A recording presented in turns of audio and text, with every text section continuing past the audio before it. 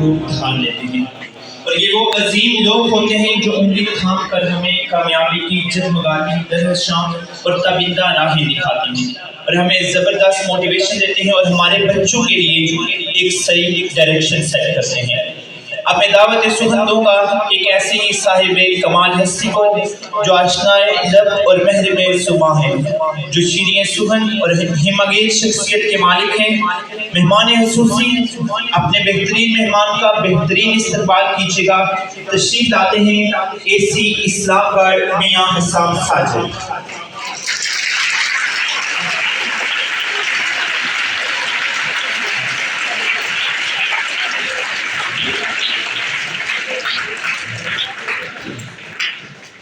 اعوذ باللہ من الشیطان الرجیم، بسم اللہ الرحمن الرحیم۔ اسٹیج پر بیٹھے ہوئے معززین، قابل احترام اساتذہ کرام، اسٹوڈنٹس اور جملہ شرکاء کو السلام علیکم۔ سب سے پہلے تو آج کے اس پروگرام کے منتظمین کا میں شکریہ ادا کرتا ہوں کہ انہوں نے اس بابرکت محفل میں مجھے مدعو کیا اور عزت بخشی۔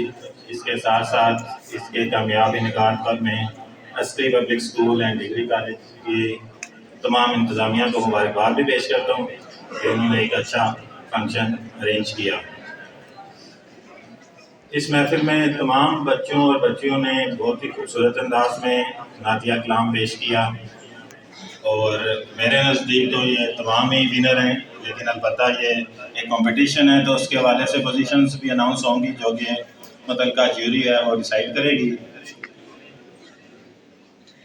اس محفل اور اسٹیج کے درست سے میں ایک بات کرنا چاہوں گا کہ آج کل آئے روز ہمارے دین پر اور مذہبی بنیادوں پر حملے ہو رہے ہیں، چاہے وہ نصاب اور لٹریچر میں کسی متنازع چیز کی ایڈیشن ہو یا سوشل میڈیا کیمپینز ہوں۔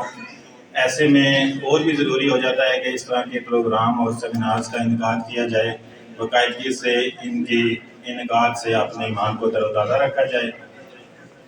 چونکہ کہ وقت کی نزاکت کی وجہ سے شارٹ کرتے ہوئے میں ایک حدیث آپ کو سناؤں گا۔ اس کے سے رسول پاک صلی اللہ علیہ وسلم نے فرمایا، تم میں سے کوئی شخص اس وقت تک مومن نہیں ہو سکتا جب تک میں اس کو اپنی اولاد، اپنے والدین اور تمام لوگوں سے زیادہ محبوب اور عزیز نہ ہو جاؤں۔ لہٰذا میں ایک مرتبہ پھر اس پروگرام کے کامیاب انعقاد پر ان کو مبارکباد پیش کرتا ہوں اور دعائیہ کلمات کے ساتھ اختتام کروں گا اس کو کہ اللہ تعالیٰ ہم سب کو نبی پاک کی سچی محبت عطا کرے اور اپنے ایمان کے تحفظ کی توفیق بخشے۔